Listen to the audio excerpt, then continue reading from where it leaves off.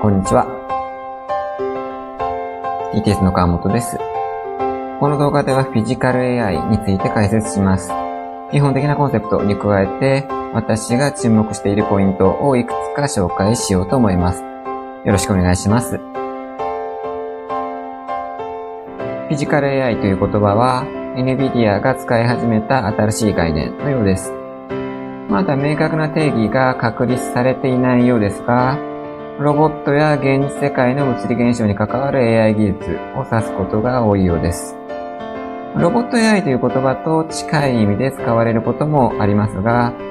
ロボットにだけ限定してしまうと少し狭く捉えすぎてしまうのではないかと思っています。現段階ではもう少し広い視点でAI と物理現象の融合全体を見ていくのが良いだろうというふうに思っています。その中で今後の発展の鍵になりそうな技術が2つあります。強化学習と物理エンジンです。今日はこの2つを中心にお話しします。まずは強化学習です。強化学習は Google の AlphaGo Zero で注目を集めた技術です。従来の AI は人間の行動データを模倣する教師あり学習が主流でした。AI 将棋や AI 囲碁もプロ棋士の棋譜を学習して強くなるのが一般的です。これに対して AlphaGo Zero は棋譜を使わずに自己対戦で自ら強くなるという手法を取りました。人間の知識を使わずにトップ棋士を超えたということが当時大きな話題になり、シンギュラリティの前兆として話題になりました。アルファ5はゲーム分野の例ですが、ロボット工学や私の元々の専門であるバイオメカニクスの分野でも強化学習は古くから活用されていました。私の恩師や研究室の先輩方はコンピューターの中に生物やロボットのモデルを構築し、そのモデルに試行錯誤を繰り返させて運動を習得させる研究をしていました。こうした研究においては、実際に歩くロボットを作るというよりは、人間や動物の運動のメカニズムを理解するということが重視されます。シミュレーションを行う際には、足や床を数式で表す、いわゆるモデル化が必要です。ここにはどうしても単純化が入ります。例えば実際の人間の足の形を単純な球体などに置き換えてしまうイメージです。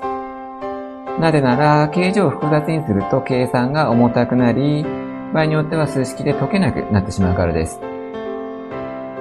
こうした単純化の結果、現実世界では使えないシミュレーションや研究が生まれてしまうということも残念ながら少なくないというふうに思います。研究側の都合による過度な単純化が科学技術が現実から離れてしまう一つの要因と言えるでしょう。この課題に正面から向き合い、現実世界に通用するシミュレーションをしようという考え方こそがフィジカル AI の中心コンセプトだと私は考えています。この思想を明確に体現したのが OpenAI のダクテルプロジェクトです。ルービックキューブを指で回して解く複雑な動作をロボットハンドが行っています。こうした動作はすべて強化学習で獲得されました。OpenAI は Sim to Real というコンセプトを掲げ、シミュレーションの中で学習した動作を現実のロボットに適用するということに成功しました。この成功の要因として注目されたのは、AI のアルゴリズムそのものよりも物理エンジン側の工夫でした。ここからフィジカル AI のもう一つの柱である物理エンジンの話に移ります。物理エンジンについては以前に弊社の YouTube チャンネルでも紹介しました。物理エンジンはゲームの中で物体同士がぶつかったり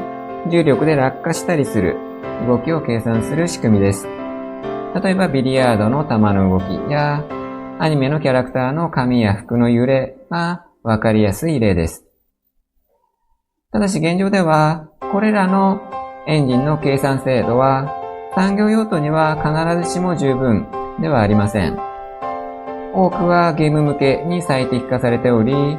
リアルさよりも速度が優先されています。ご覧いただいているのは人の歩行を模擬したシミュレーションです。床から足に向かって伸びている黄色い矢印は、足が床から受ける力を表しています。人やロボットが歩く際、足が宙に浮く有脚器と足が地面に設置する離脚器があります。地面からの反力が発生するのは足が床に設置した瞬間、つまり離脚器の始まりです。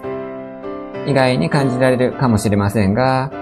足が床にいつぶつかるのか、そしてぶつかった瞬間からどのような力を受けるのかをモデル化する、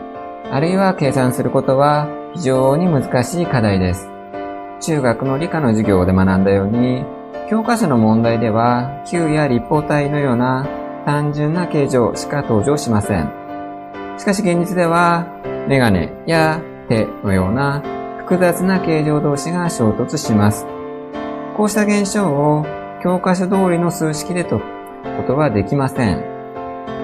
物理エンジンは複雑な現象を時間を細かく区切って段階的に少しずつ計算することで近似的に再現します。例えば自由落下であれば段階的に落ちていって何コマ目で床にめり込んだというように結果的に答えを決めます。必ずしも美しくて完璧な解法ではないかもしれませんが、実際の現象に対峙するためにはこうした泥臭いアプローチが必要だということが言えます。まとめます。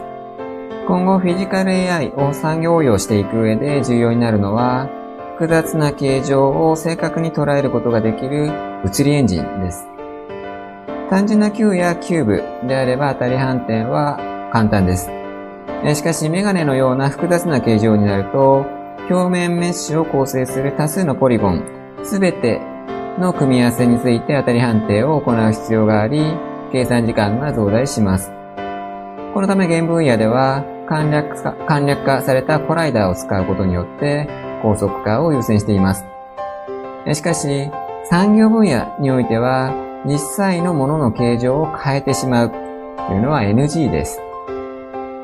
フィジカル AI が目指す先は、3次元測定器で取得した実物の形状データを使ってロボットを学習させ、その動作を実際のロボットに適用することによって、ティーチングを不要にするというところです。ここで鍵になるのが、複雑形状を捉える、高性能な物理エンジンと、高速かつ高精度な3次元計測技術、そしてそれらを統合する強化学習だと考えています。この動画ではフィジカル AI について解説しました。AI という言葉がつくと、どうしても人工知能やアルゴリズム側に注目が集まりがちですが、フィジカル AI については圧倒的にフィジカル、つまり物理エンジンが核心になります。そのことが動画を通じて少しでも伝わったならばとても嬉しいです。今後もフィジカル AI に関する最新の研究や事例を本チャンネルで紹介していこうと思っています。今回は以上になります。ご視聴どうもありがとうございました。